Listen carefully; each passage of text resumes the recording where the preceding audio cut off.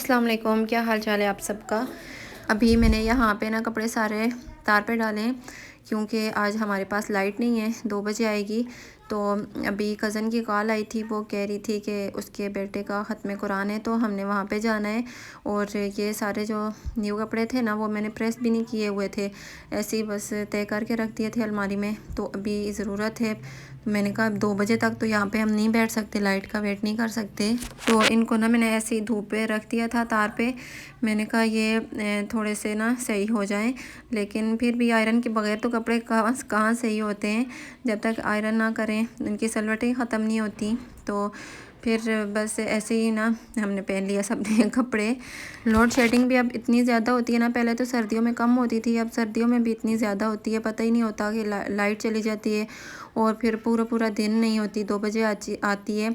फिर थोड़ा मुश्किल हो जाता है ना कहीं जाना हो। वैसे तो मैं कपड़े प्रेस करके रख देती हूँ, लेकिन आज नहीं हुए हुए थे तो बड़ा मसला बन गया था। और फिर यहाँ पे ना हम लोग आ गए थे। ये मेरी कज़न बना रही थी सालन इन्होंने ना खुद ही घर में बनाया था और बहुत ज़्यादा अच्छा मज़े का बना था। और यहाँ पे साथ इन्होंने हेल्पर को बुलाया हुआ था बर्तन वगैरह वॉश करने के लिए, तो वो भी यहाँ पे बैठ के अपना काम कर रही हैं। बर्नर यहाँ पे बाहर ही पड़ा हुआ है क्योंकि ये काफ़ी बड़ा है और ये पतीला भी काफ़ी बड़ा है, तो किचन में नहीं रख सकते, तो इसलिए ना इन्होंने यहाँ पे बाहर ही रखा हुआ था साइड पे। और यहाँ पे जो क्यारी बनी हुई है ना इनके घर में, इसमें ये लहसुन है या कोई और वेजिटेबल है, लेकिन इतनी प्यारी लग रही थी। मुझे तो ना हरी भरी सब्ज़ियाँ बहुत अच्छी लगती हैं, और ख़ास तौर पे जब क्यारियों में इस तरह से या गमलों में ग्रीनरी लगी हुई हो ना, घर में पौधे लगे हुए हों, तो वो बहुत अच्छे लगते हैं।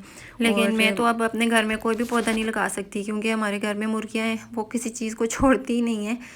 और अभी यहाँ पे ना साथ में ज़र्दा भी बन रहा है। ज़र्दा भी इन लोगों ने ख़ुद ही बनाया था और बहुत अच्छा बना था। मुझे मीठे चावल कोई इतने ख़ास अच्छे नहीं लगते, लेकिन थोड़े से मैंने भी खाए थे, बहुत मज़े के बने हुए थे। तो ये भी ना काफ़ी सारे लोग मिल के बना रहे हैं। तो अभी यहाँ पे ये सारा ज़र्दा रेडी हो गया था, इसको अभी बस मिक्स कर रही हैं, कलर अच्छी तरह से इसमें मिक्स हो जाएं और उसके बाद फिर इसके अंदर खोया वगैरह ऐड करना है। ये भी इन्होंने यहाँ पे ना बाहर ही रखा हुआ था बर्नर, क्योंकि ये भी काफ़ी ज़्यादा थे, तकरीबन देगी थी छोटी सी, तो इसलिए ना इसको बाहर रखा हुआ था। क्योंकि किचन में तो इतनी ज़्यादा स्पेस होती नहीं है कि इस तरह के इतने बड़े चूल्हे किचन में हम लगा सकें, तो इसलिए बाहर ना ये आसानी से बन जाता है। और अभी यहाँ पे इसकी मिक्सिंग हो गई थी और ऊपर इसके ना खोया ऐड कर रहे हैं, और खोया डाल के ना इसको थोड़ी देर कवर करेंगे और फिर इसके ऊपर मिठाई वगैरह जो भी रखनी होगी ना वो सर्व करते वक्त रख देंगे। और इन लोगों ने ना गजरे भी मंगवाए थे सबके लिए, तो वो मेरी कज़न के पास है, तो मुझे भी वो पहना रही थी मैंने कहा मुझे पहना दो, मैं साथ में वीडियो बना लेती हूँ। और अभी यहाँ पे ज़र्दा रेडी हो गया था, तो इसको ये लोग इस तरह डिस्पोजेबल बर्तनों में डाल रहे थे और ये मस्जिद में लेके जाएंगे, क्योंकि कज़न के बेटे का ख़त्म कुरान था, उसने मस्जिद में कुरान पाक पढ़ा है, तो जहाँ पे उसने पढ़ा है ना वहाँ पे सब बच्चों को ये देंगे। तो उसी के लिए ना काफ़ी ज़्यादा थे बच्चे, तो उसके हिसाब से यहाँ पे सब बर्तनों में डाल रहे हैं और फिर ये मस्जिद में लेके जाएंगे और उन सब बच्चों को देंगे।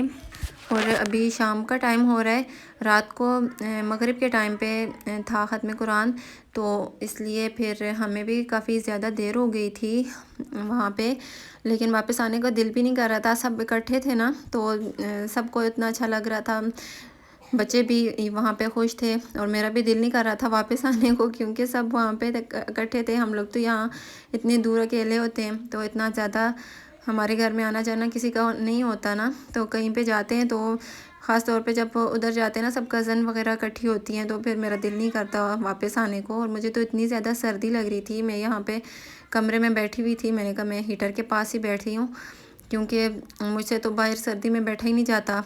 और बच्चों के शूज़ गीले हुए थे ना, तो पानी में खेलते रहे, वो भी मैं यहाँ पे रखे हुए थे, मैंने कहा इनको ड्राई कर दूँ। और अभी यहाँ पे खाना भी रेडी हो गया है, सालन जो उन्होंने बनाया था ना ये अभी तैयार हो गया है।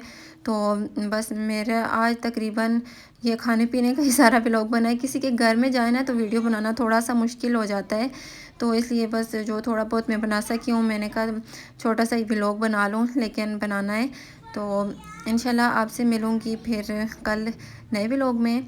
मुझे अपनी दुआ में याद रखिएगा। अल्लाह हाफ़िज़।